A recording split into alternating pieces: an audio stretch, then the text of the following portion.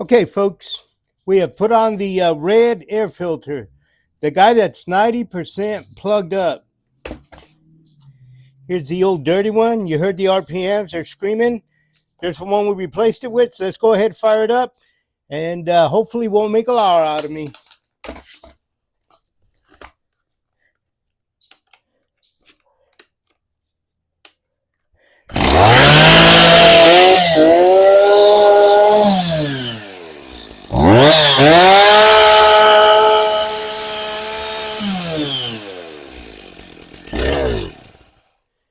There you go. The IntelliCarb in action. Now everybody fully understands how that works.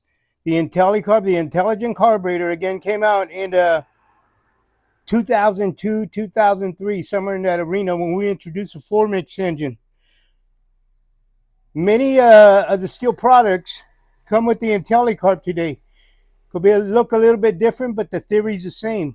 They feed into the air filter, and again, they compensate clean air from inside the air filter instead of atmospheric venting. Big advantage, you just heard it. Stihl advantage.